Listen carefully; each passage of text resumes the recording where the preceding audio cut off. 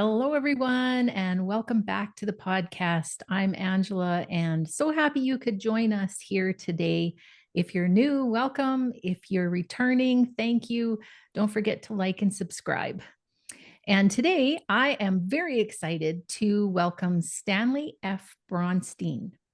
And he is an attorney, a chartered accountant, a life coach, and a multi book author. And when he was 8 years old, he lost his mother.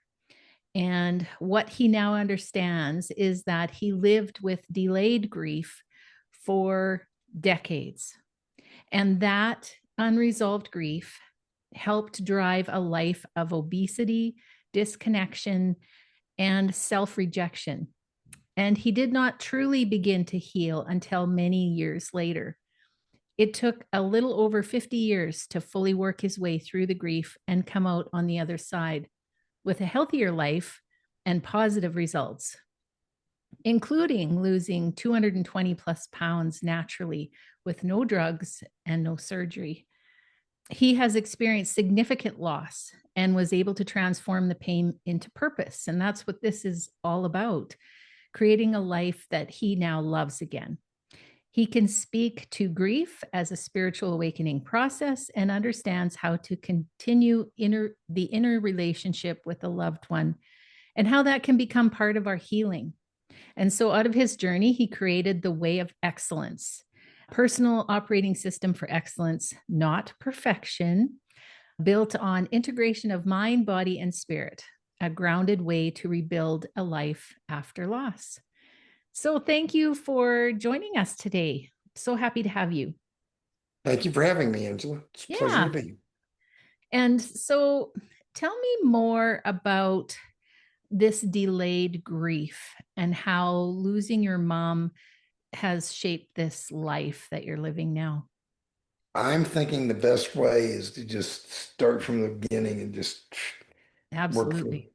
and let you know what was going on. So, literally from the time first of all, I was the last of four children. My mother was 40 years old when she had me, and I'm 66 now. Back then, 40-year-old women, it was not normal for them to have babies, Mhm. but she did. And looking at it in retrospect, it was obvious to me, and from things other relatives have told me, she knew she was dying from the minute I was born. Mm. She had all kinds of illnesses, various sicknesses, and because from the minute I was born, she put me on a fast track. She wasn't buying me toys; she was feeding me books, learning, teaching me math when I was 4 years old, teaching me long division when I was 5 years old, things like that. It was always knowledge, knowledge, knowledge, pushing me. And you can do anything you want, that type of thing. Good, positive messages. Well, fast forward to when I was 8 years old in second grade. I was at school, and the lady from the office, Mrs. Cleary, I still remember her name, came to the door of the classroom and said, I need to talk to Stanley. So I went up to the door. She said, Stanley, your father called. He said, you rode your bike to school. He needs you to come home and help him. It's okay for you to leave, go ride your bike, go home. So I'm sitting there going, what the heck's going on here? Mhm.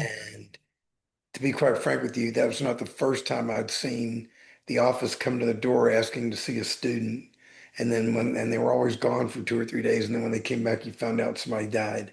You know, it happened more than once. But so I'm leaving the school, kind of a little dumbfounded, going, what's going on here? I got on my bike.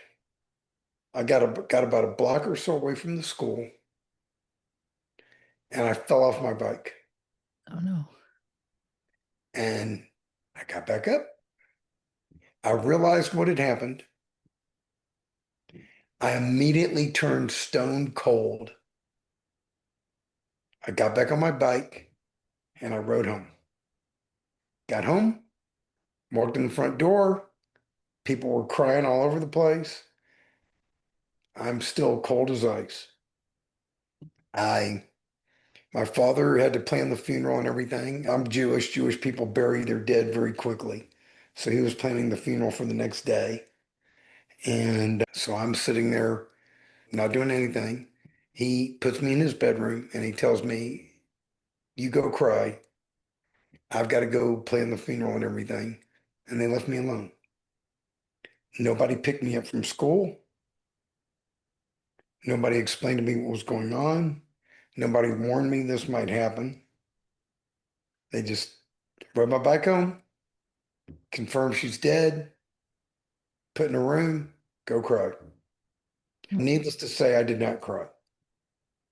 Next day, we're at the funeral home preparing to drive to the cemetery, and I see the casket. Casket was closed. I insisted that they open the casket and let me see my mother in there. I mean, I insisted. Mhm. They did. They opened it up, saw her in there, closed it back up, drove to the cemetery. She was buried. Still no tears. Not crying, not crying, not crying. No, none of my relatives realized this. Nobody paid any attention to that. I had one aunt who would have maybe potentially been empathic enough to see what was going on, but she wasn't at the funeral. And the reason why she wasn't at the funeral was she was 2 days away from giving birth to a daughter, and she couldn't travel. Mhm. So she wasn't there. Her name was Ruth. So remember that name, Ruth, because she's going to come back into the story 30 years later. Mhm. Um, so she had a baby, daughter. She named her after my mother. Aw. And for the next month or so, I had dreams or nightmares, whatever you want to call them, that my mother got up in the middle of the night and walked home from the cemetery. And of course she didn't. And I was living with my massively obese father, very obese father, who didn't know the first bit about eating healthy. And we literally both ate ourselves into oblivion. Mhm. If you look at pictures from the time after that, I started getting bigger and bigger and bigger. And you know how most men brag if they're still as small as they were at their wedding? Well, I'm smaller than I was when I was 13 at my bar mitzvah. Wow. That's, I don't know whether that's a good thing or sad. I don't know which, but it's a fact. And I actually found some pictures to prove it. And I wish I still had my suit from back then because I'd love to put it on. Mhm. But so fast forwarding to going to college, age of 18, I didn't date as much in high school as other guys did because who wants to go out with this big fat blob? You know, kind of, by the time I went to college, I was probably about 275 pounds. Wow. And I'm only like 5'7", so I was pretty big. So I went to college, joined a fraternity and everything. My senior year, between my junior and senior year, I lost about 75, 80 pounds. Wow. Lost a lot of weight, but did not keep it off. So I went back to my old habits, kind of thing. So we're going to talk about that a little bit later too, going back to your old habits. So I put the weight back on. Then when I was 27, I became a CPA. You called it a chartered accountant. That in the States, it's certified public accountant. Outside the Okay. US, it's chartered accountant. Same thing. Okay. Same thing. You got the idea. Yeah. Um, so I was working with my older brother, and we got in an argument one day about something at work, as brothers do. And he started screaming at me, and he says, "You ought to go to law school." And I said, "You're absolutely right." So there's a moral to that story. The moral of the story is you can be speaking with someone who is totally full of poo-poo because he was, but you need to listen to what they're saying because words of wisdom may accidentally come out of their mouth. And words of wisdom come out of his mouth that changed my life. I've been a lawyer for almost 35 years now. Definitely changed my life. It was good advice. He didn't necessarily have to yell at me to tell me about it, but he got the message across. So thank you, brother. So my last year in law school, I maxed out at about 367 pounds, as you can see in this picture. Mm. Pretty big. And I joined Weight Watchers and I said, I'm going to lose some weight. So I literally lost 100 pounds. I remember getting my 100-pound certificate. I got Wow. down to 265 pounds. And of course, I rested on my laurels again and stopped making the changes I had made. And the weight started coming back on. Plus, to be honest with you, looking at it in retrospect, Weight Watchers did not teach me how to eat properly. It only taught me how to eat less, Mm. portion control. But one of the things I did learn out of the Weight Watchers experience was we're getting to the grief part here. It's coming up. Oh One yeah. of the things one of the things I've learned out of the Weight Watchers experience was that temporary changes is going to give you temporary results. Permanent changes is going to give you permanent results. Mm. One of the permanent changes I made before then, I used to get up in the middle of the night and eat meals in the middle of the night, a full meal. Mm. 2, 3 in the morning, I would eat a full meal. When I was on Weight Watchers, I learned something. They didn't teach me this. I just figured it out for myself. I'd get up in the middle of the night hungry, ready to eat again. At the time, I was eating those Weight Watchers entree dinners, the frozen ones that you'd see in the Okay. box. So I would go to the freezer. I would pull one of them out of the freezer. I would take a look at the picture on the box. I would imagine what it tasted like. And I said, that was good. And then I put it back in the freezer and I'd go to sleep. Mm. So I broke myself of the habit of eating in the middle of the night. So what happened was instead of putting the full 100 pounds back on, I only put 60 back on, give or take. But I was small enough at the time to where I was able to date and I wound up getting married. Mm. And then fast forward a couple of years after I became an attorney, I was still working with my older brother in real estate. And we had this property. We were in Houston. We had this property in Dallas, outside of town, that we had to manage that I had foreclosed on as the attorney, and that we were managing until we could sell it to another party. So my Aunt Ruth, who was not there at the funeral, had property management experience. So Aunt Ruth, for 2, 3 months, moved into the property, and she was managing the property for two Mm. or 3 months. And I was flying into Dallas on weekends, helping her out, doing the accounting, helping her get other stuff done. Well, lo and behold, one day she would pick me up at the airport when I came in. She was late. And I said, what's going on here? She pulls up. She gets out of the car and she says, Aunt Rosie had a stroke. That was the other sister. There were three sisters, my mother, Ruth, and Rosie. She said, Aunt Rosie had a stroke. So right away, I said, give me the keys, I'll drive. 'Cause I knew she was in no shape to drive. And then we were on the phone planning what was going on. And she said, I need to go. Rosie was in New Mexico. So she said, I need to fly to New Mexico tomorrow to go see her. I said, okay. And we're talking to all the kids and everybody else about this. One of the issues was Rosie had 4 kids. The youngest daughter, the older kids were saying, should we tell her what happened, what's going on with her mother? Mm. And they were literally debating that they were going to keep this from the younger daughter because they didn't want her to get upset and everything. And I got upset when I heard that. I said, look, I said, that's her mother. Yeah, obviously, I'm hitting some raw points here, as you can see. I Mm-hmm. said, that's her mother. You need to tell her what's going on. And if you don't tell her, I'm going to tell her. And if you're mad at me, I don't care. That's what I told them. Yeah. So they told her. And so she rushed to go to be at her mother's side. And From what I heard, she got there literally probably an hour before her mother died. So that night, we had all booked plane tickets and everything. That night, I heard my Aunt Ruth in the other bedroom crying about 1 or 2 in the morning.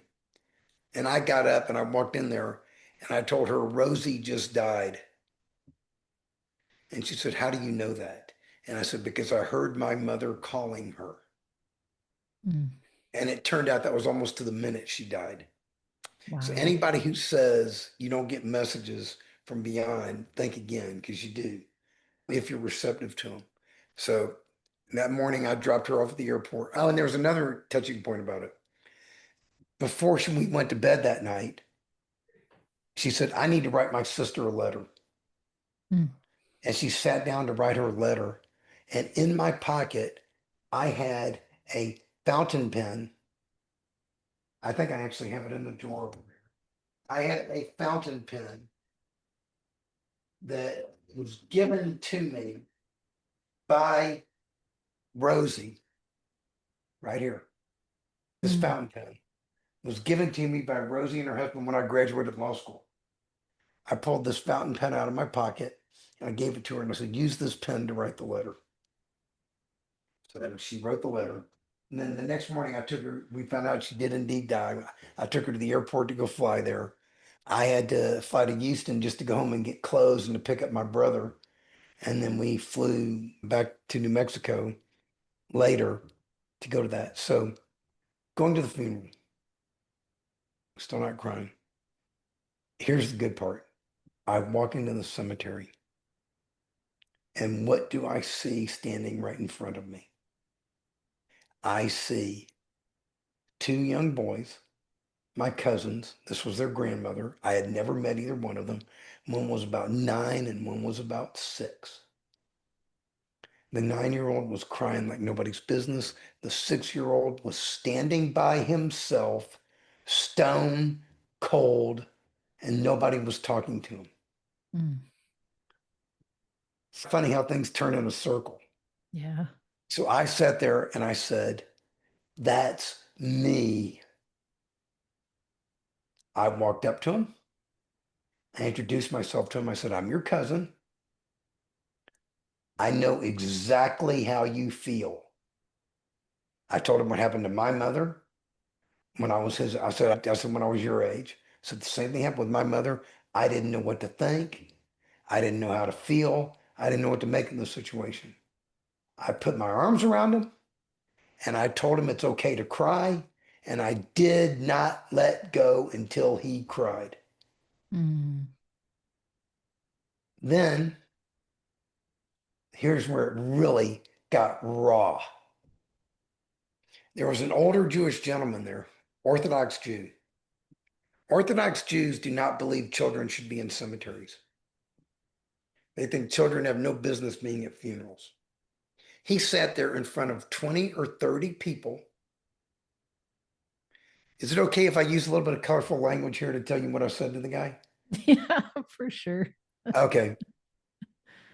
He sat there and he says out loud in front of 20 or 30 people, what are these kids doing here at this cemetery?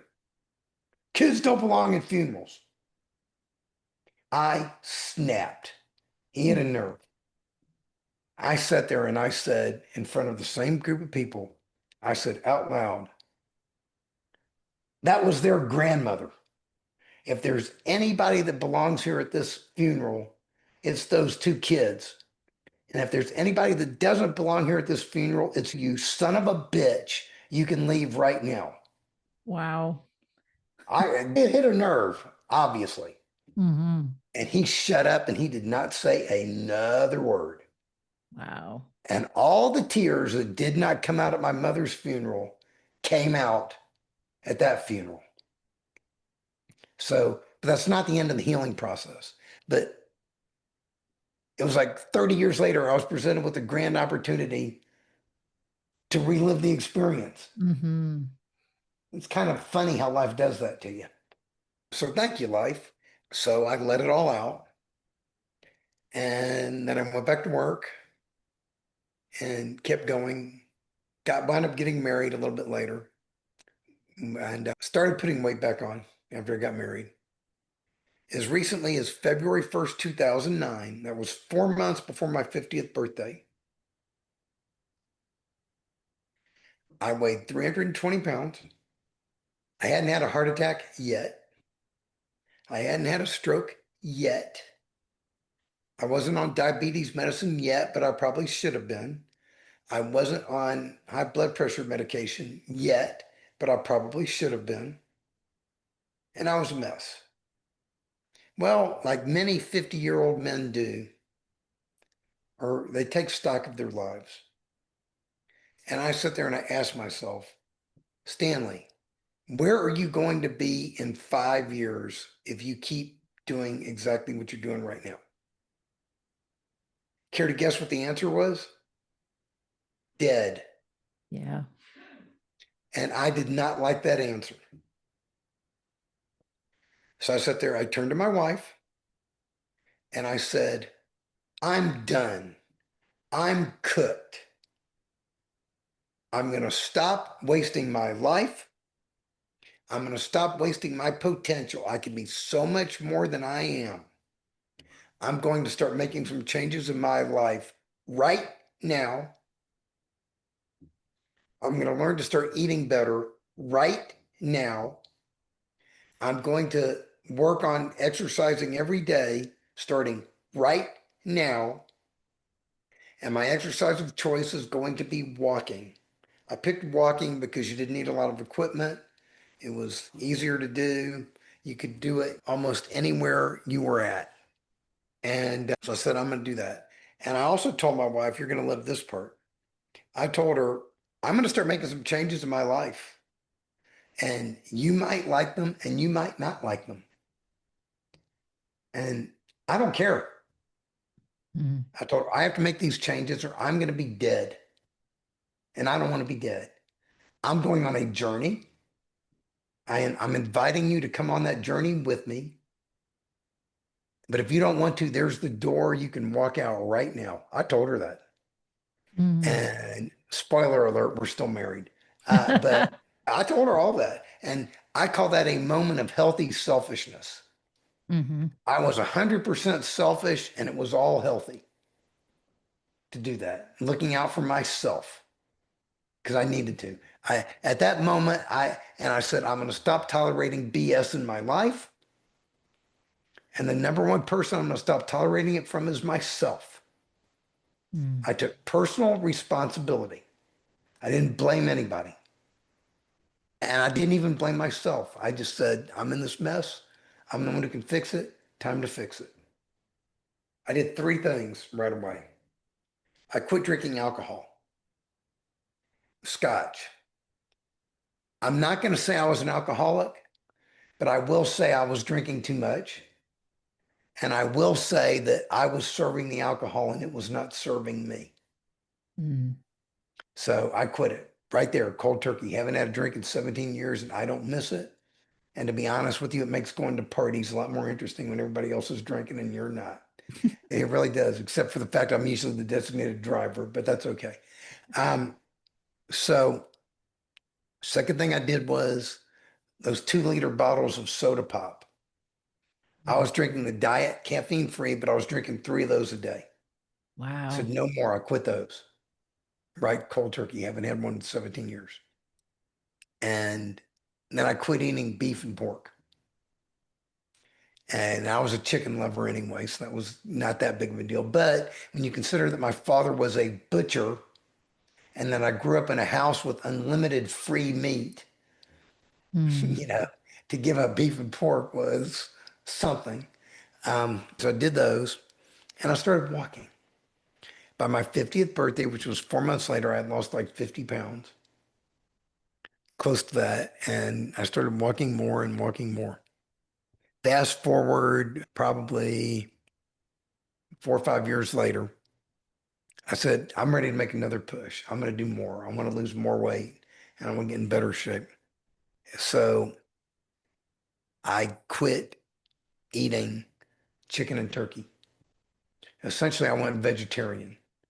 I was still eating eggs, still eating cheese, still eating dairy, but I went vegetarian. lost more weight. And by then, my walking habit had gotten, I went from a person who in the beginning can only walk 2 or 3 blocks to a person who was walking 10 miles a day. Wow. Slowly, but I was walking. And not everybody has the time to do that, but I'm fortunate I built a lifestyle. I work from home. As long as I've got my phone with me, I can sit there and I can get a lot of stuff done and be out there. So I'm doing all that. And I got do that for another 4 or 5 years. And I was I got down to as low as 180 pounds, but my weight kept fluctuating 180, 190, 200, 210, 200, 190, 200, 210, going back and forth. I could never get below 180, and it wasn't stable. So I said, all while I was walking at that point, I was walking 13 to 15 miles every day. Wow. And I said, I'm walking this much and I'm not losing weight. So there's another thing to learn right there.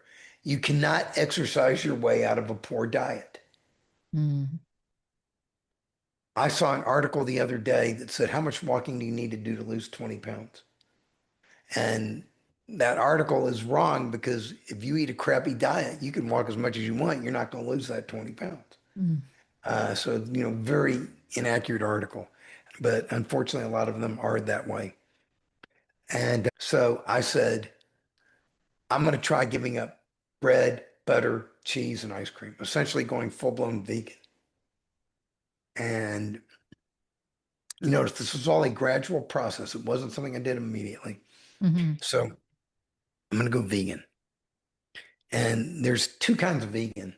You can be vegan and eat all kinds of junk food and all kinds of processed crap, or you can be vegan who only eats whole food and plants, which is pretty darn healthy. At the time, I was still eating a lot of crap, but anyway, I did that. Went vegan. Well, I lost 50 pounds in like 5 minutes. I Mm. mean, the weight just came off of me, boom. And that was when I got skinny. And as a matter of fact, I actually got too skinny. I Mm. am, since that time, I got down to like 130. And since that time, I've put on about 15 pounds, but it's muscle. But I put it back on because I was gaunt. I was too skinny, but I needed to do that to get the fat off of my body. Mm. So it was okay. So I did that. And I've been that way ever since. Now, the healing part of this is almost over. When we got to, and then I'll tell you what came out of this whole thing and what the experience taught me. Right before COVID was hitting, I was doing some business work in Houston. And before my flight home, I live in Arizona now. Before my flight home, I had a full day to kill, a Monday to kill before my flight. A year or two before that, my wife and I both went down to Galveston. And we went back to my elementary school. It was a weekday and the school was locked, but I rang the doorbell and a lady from the office let me in and I told her my story and she gave me a tour of the school and I was able to retrace my steps. Mm. Then we walked home from there to my old home and we stopped at the spot where I fell off my bike.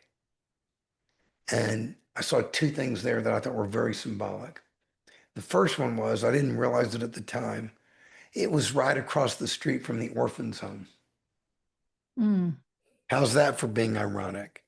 Um, Now, second thing was I told you previously, you've got all these penguins on the shelf behind you. Mm. My totem animal is the snail. Steady, diligent, persistent, gets where it's going no matter how long it takes. Well, what did I find at the spot where I fell off my bike? I found in the bushes, I found a whole family of snails Mm. walking around in the bushes. So I said, that's good. I was supposed to be there. Then we walked home to my childhood home, and my car was parked there, and then we left. Then now, a couple years later, right before COVID, I went back down there again, and I retraced my steps, and I went back to my childhood home. This time I rang the doorbell. The people my father sold the house to still owned it. Mm. It was just two families. Us, we were the first one there, and they're the second one. They were still there. The wife remembered me. Her husband had died that year. It was the week before Christmas. She let me in the house. She was baking cookies with her daughter, and she was sad because the husband wasn't there. I hugged her and I said, "Thank you for letting me in here. And I very much love what you've done. It is obvious to me you have made this house into a home. Mm. And that makes me feel very good." And then I hugged her and I left. And then I went to the cemetery. It was the week before Christmas. It should be cold, you would think. Well, it was a beautiful sunny day. It was right before noon, so the sun was directly overhead. I'd laid down on the grave between my two parents, and I told them everything I've done in my life. And I told my mother how was very resentful that she didn't tell me she was dying. She didn't prepare me for this. Although I forgave her for it because I said it probably would have been pretty hard for a 48-year-old woman to tell her 8-year-old son that she was getting ready to die. Mm. You sit there and you think about that. I forgave my father for not teaching me how to eat properly and letting me get as big as I did. Basically, I said, "I thank you for everything you did for me, and I forgive you for everything you did to me. Mm. I know you are human beings. You did the best you could, and I appreciate what you did. I love you. Thank you very much." And I got back in the car, drove to the airport, flew home, and that was that. To me, that was the full circle completing itself. Mm. I would say that was probably a 50, maybe 51-year cycle Mm. for all that to happen. Now, first of all, you have any questions before I tell you what I learned from this? No, I've been just fascinated listening to Okay, I'll your keep going story. then. I'll Okay. keep going. Okay. So, what did this experience teach me?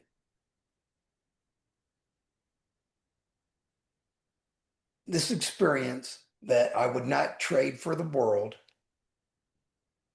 Mhm. taught me three things. The third of which applies to your audience, anyone listening. The first thing it taught me was that I am more powerful than I ever imagined. I was raised to be a confident child. I became a CPA and an attorney. I had a very successful business career, very confident, yet the experience of losing that much weight and turning into a walking machine blew my mind. Mm. I far exceeded what even I thought I could do. So it taught me I am more powerful than I ever imagined. First thing it taught me, and that's a very good thing to know. Second thing it taught me was it made me ask a question. It said, if I could do this, what else is out there waiting for me to do that I haven't done yet that I should do? Mm. And we're going to talk about those two things that grew out of that in a minute. But it said, what should I do? And then the third thing it taught me, and this is what applies to the listeners, is that if I am more powerful than I ever imagined, so are you. So is everybody else. We are all more powerful than we ever imagined. If you get one takeaway from this, is it right here. You are more powerful than you ever imagined. Believe it. It taught me that too. Mm. Now, so I said, what should I be doing? And this has evolved over the years. I'm a systems thinker. I've always been a systems thinker. My whole business career has been, I'm an expert at taking complicated things and making them simple, breaking them down to their component parts. Contrast that with my wife, who takes everything simple and makes it complicated. But anyway, we make a good match. But and I say that with love, not out of, whatever, Yeah. not out of jest. So, so I make things simple. So what grew out of that was I realized that the goal of what I'm doing is not perfection. The goal is excellence. And I'll tell you the difference between the two. Perfection, when you're a perfectionist, you have no room for mistakes. You do not tolerate mistakes. I used to say I was a 367-pound perfectionist. I would go around complaining that people were not as perfect as I was, all while I was walking around at 367 pounds. Mm. Kind of hypocritical, don't you think? But so excellence, on the other hand, means that you just work on getting better every day. So what grew out of that was a phrase that I say, beat yesterday. Your goal is to be better today than you were yesterday, better tomorrow than you were today. That's it. Because if you beat yesterday over time, it's like money in the bank, compound interest. It compounds and it grows. I am at the very tail end. In 11 days, I will be starting my 18th year. I'm going to have my 17th birthday on February the 1st. It's January 20th today. Mm. I am at the tail end of year 17 of beating yesterday. The person I am today is nothing like the person I was way back when. Since that day, I told you I was going to start walking every day. Look what I've done since that day. I keep track. This is how much walking I have done since that day. Wow. I have walked 72,000 miles. If you take the earth around the equator, I've gone around in June. I'm going to hit my third time around the earth at the equator Wow. and at my present pace. And that's a person who couldn't walk 2 or 3 blocks. Mm. This is how much walking I did last year. Starting off in Los Angeles, I almost made it to London, but I ended up somewhere in the middle of the Atlantic. And that is almost insane when you think about it. And Mm. people ask me, why do you do that? And I go, because I can. Mm. I want to see what I'm capable of doing. That is as a 66-year-old man, I walk that much. Wow. And it's not because I'm Superman. It's a testament to how we are more powerful than we ever imagined. It's a testament to proper nutrition. And it's a testament to daily exercise and to healthy mindset, which we're going to talk about in just a second. So I said to myself, the goal is not to be perfect. The goal is to be excellent. So I said, what are the qualities of an excellent human being? Originally I came up with 14. Then I quickly added a 15th because I realized something was missing. Then I added 6 more or 5 more. It became 20. And because you'd be going through, because I said, I want a universal system that'll cover anything in life. And I'd keep running across something else. So I finally hit all the points. That system is called the Way of Excellence. It's right here. All this is on my website. I'll give you all these links. You can get all this later. And I have books about this, videos about it. And guess what? It's all free. So you'll be able to get all this stuff. But this is the system. These are on the left, these are the 20 qualities. And then this breaks them down further. And you can see how everything's color coded. It's nice and neat. You can tell how anal I am when I put this whole thing together. Yeah. Um, that's the CPA part of me. I actually was going over this the other day and I noticed I have one misspelling in here. Oh. And I have this thing, I have a big chart on my wall. I've got 2 of these and everything else. I said, do I want to reprint all this stuff? And I said, no, this is the way of excellence. It's not the way of perfection. It's okay that there's an error in there. Leave it in. It belongs there. It's supposed to be there. So I left it. And so if anybody wants to go digging through and see if they can find it, let me know. I said, these are the qualities. And these qualities are things like Awareness. You tell it like it is. That's what I did that day. I said, if I don't change what I'm doing, I'm going to be dead. You can't be any more aware than that. Mm-hmm. But it's not, but it's one thing to be aware, and it's another thing to actually act upon that awareness. So I sat there and I started acting on it. Then I started thinking long term instead of short term. I said, I might need to make some long term sacrifices for my short term. Anybody who's a parent knows what it's all about, to make short term sacrifices for the long term benefit of your kids. I had to do that for myself. I took personal responsibility. And while I was at it, I didn't blame anybody else. These are the four factors that are necessary for someone to go through if they want to change their life. Willingness. You have to be willing to make permanent changes for the rest of your life, for the rest of your hopefully very long, very healthy life, if you want to see permanent change. Mm-hmm. Temporary changes don't cut it. That's why I don't like diet pills. That's why I don't like diet shots. That's why I don't like any of those things. I like learning to eat properly and moving. Those are things you can do for the rest of your life that Mm-hmm. help you. And then belief. Okay. I just told you you're more powerful than you ever imagined. Start believing it. Believe in yourself, believe in your abilities, believe in your talents, believe in your ideas. Start doing stuff. When I've got this thing, if somebody tells me I can't do something, I'll go do it twice just to show them it can be done. That's one of the reasons I like working with kids, because they don't know something's impossible. Mm-hmm. They just go do it. And then there's discipline, self-discipline. I'm not talking about punishment. I'm talking about eliminating your negative habits. For me, I used to go to Chinese buffets every day. Cut that out. I used to drink alcohol pretty much every day. Cut that out. I didn't do any exercise every day. I'd sit on my butt on the couch. Cut that out.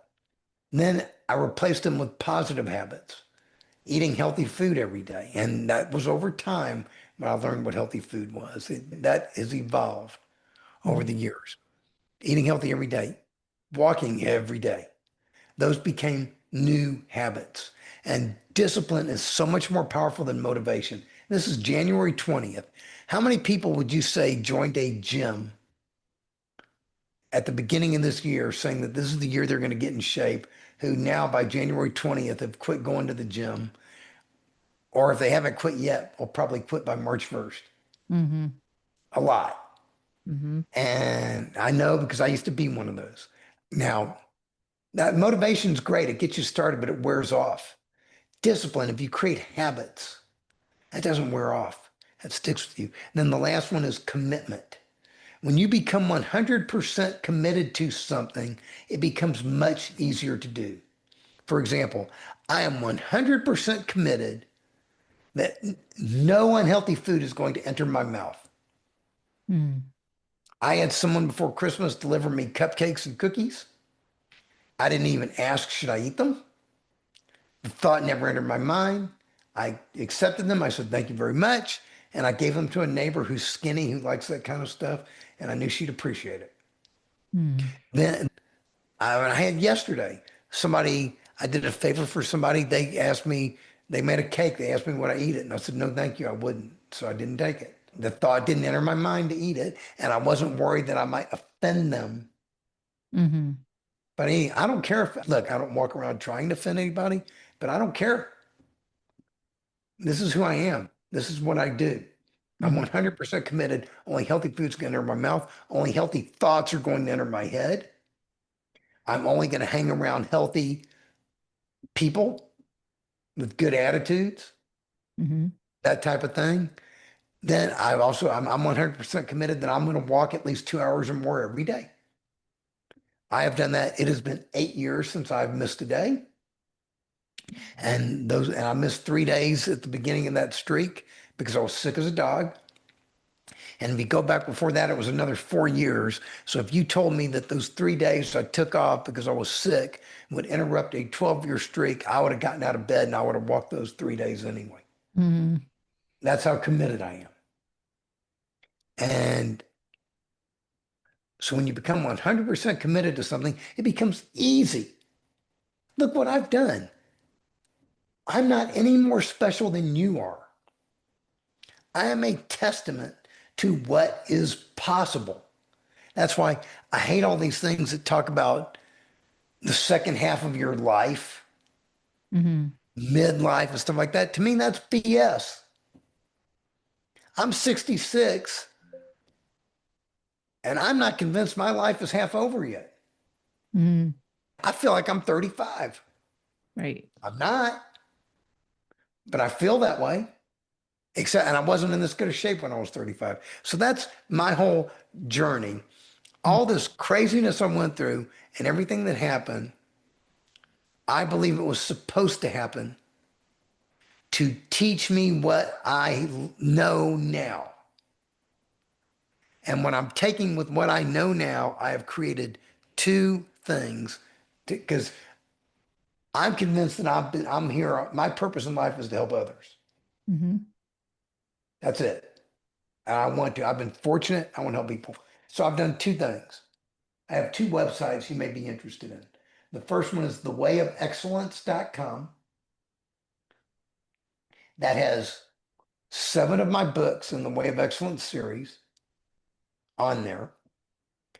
And it's got videos that break you down through the whole system, run you through the whole thing. There's multiple ways you can work through the system. If you're interested in working with me directly or joining a group that I put together and working that way, there's a link at the bottom. Click it. You can contact me, write to me. I'll be happy to do that. I'll tell you about that. But those things cost money. If you go through the site yourself, all my books are there digitally. You can download them for free. The videos, you can watch them for free. If you don't have two nickels to rub together, you can go through the system because I believe everybody deserves to learn what I have learned. Now, the second site I created is called the £1,000,000 Weight Loss Challenge. £1,000,000 Weight Loss Challenge. The £1,000,000 is my goal is to help 50,000 or more people lose 20 or more pounds each. That would be £1,000,000. Mm. Now, that site, you have to sign up to join it. It's free, but you have to sign up to join it. And the reason why I made it a membership site is because I wanted to be able to control the environment. I wanted to be able to control what goes on there because I wanted to create a safe space for people who wanted to lose weight. The last thing I wanted to do was create a place for trolls to go to make fun of people who want to lose weight. Mm. And I'm proud that the site's been going for about 7 months now. I haven't had a single instance of spam in there yet. Wow. In the 7 months, I haven't had to kick anybody out of the thing yet. Currently have about 4,800 people. About 1,000 of them are outside the United States. Mm. Um, so, and it has 3 more of my books on there that are about healthy eating. One's about healthy eating, two's about healthy eating, one's about walking. And it's got tons of nutritional information on there, good information that's coming from someone who's not asking you for your money. Hmm. So much of what's out there, the people who are selling the weight loss shots, the surgeries, everything, they just want your money. Mm. They care about you, but they want your money too. Look, do I like money? Sure, I love money. If you want to work with me privately, I'll be happy to charge you money to work with you privately. But that's not what I'm doing this for. The mission is more important than money. Hmm. I think we live in a crazy, mixed up world right now that is in an incredible place. I think we're living in an incredible time in history where we are on the brink of either pulling it all together or totally falling apart. Hmm. And I believe we're pulling it all together. But so many things in life, sometimes you have to learn what you want by first experiencing what you don't want. Yeah. Just as I had to learn how great this is now by going through what I went through. So that's okay. And I'm here to help. And I want to see you be happy. I want to see you be successful. I want to see you create a life for yourself that is wonderful. And that's fantastic. And that's my message. Beautiful. Thank you. Well, thank you so much for sharing all of that. That's a very inspiring and hopeful story, and also one where you can see that underlying the grief aspect has really taken you from a place of powerlessness to a place of recognizing your own internal power. Yes, Yeah. absolutely. And not only recognize my own internal power, increasing it. Mm-hmm. Yeah, it's amazing. And I think people will be able to take that and use it as inspiration and maybe and hopefully make some changes in their own lifestyle so that they can achieve their goals. I advocate for people Sure. who want to lose weight. Yeah. You don't have to do what I do. First of all, get started. Don't stop. If you fail, pick yourself back up and keep going again. You have three goals. The first one is eat a little bit less processed food, things like hot dogs and stuff like that. A little bit less processed food, more natural food. Quit eating 5 hours before you go to bed Mm-hmm. and walk 20 minutes a day. Look, if we as a country, if every able-bodied person would do those three things, eat less processed food, quit eating 5 hours before they go to sleep, and walk 20 minutes a day, do you think we'd be a healthier country? Absolutely. It's we could put the pharmaceutical companies out of business. Mm-hmm. Breaks my Makes so heart. much sense. And it's so simple. I mean, yet, like you say, you don't have to go to the extreme that you did. There's some of these changes that can make a huge difference. And so, um, we're pretty much out of time, but Yeah, I kind of ran over. yeah, but that's okay. I think it was worthwhile listening to the full story. I think people get a sense of where you've been and where you are, and will be inspired by the fact that they can do that too. So thank you again for sharing all that you've shared. You're welcome. And Thank I you want, for having me.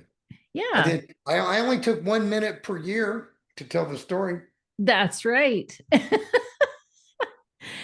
And I want to thank everyone for listening, and bye for now.